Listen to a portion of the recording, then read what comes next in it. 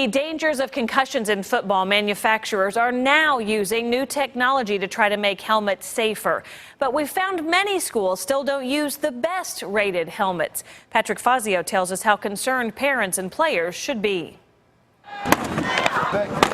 No other sport has as many concussions. The CDC says high school football players suffer 55,000 concussions each year.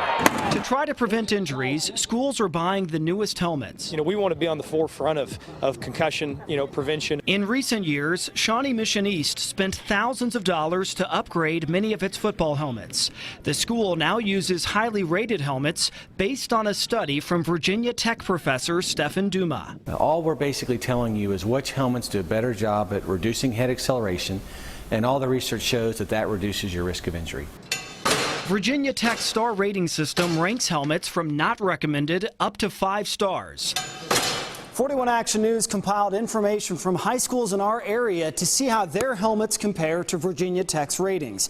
We found many players wear helmets rated good or very good, but below the best rated 5 stars. The difference between the top and the bottom is dramatic. The not recommended, the 1 star, are dramatically worse. We found 1 star and not recommended helmets used in our area as recently as last year by some Shawnee Mission schools. They stopped using them this year. Documents also show Kansas City Northeast, Raytown, Grandview, Center, and Platte County schools still have some 2-star helmets. Well, I would consider the 2-star one of the very old technologies and something we shouldn't be playing in anymore. I don't see a reason to run out and replace the helmet. Mike Oliver is with NOCSE, the National Operating Committee on Standards for Athletic Equipment. You can't look at the 5-star rating by itself and go, oh, that means this helmet's really, really good at what it does.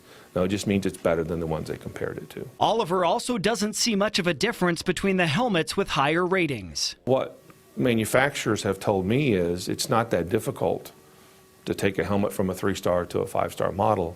You simply add some softer padding in certain areas. Oliver also says extra padding doesn't necessarily reduce concussions. He also points out the Virginia Tech study only looked at certain types of hits at certain speeds and conditions, using just large helmets. We've run over 10,000 tests.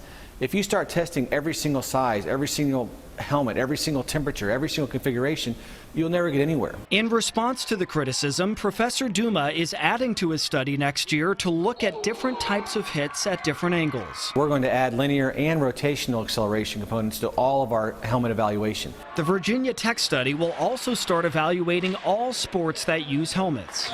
Despite the ratings, manufacturers stress it's important to make sure helmets fit correctly and are reconditioned every year, something area high schools tell us they already do. Safety experts also remind players and coaches to watch for possible concussions and symptoms. If you have one, be treated, be diagnosed.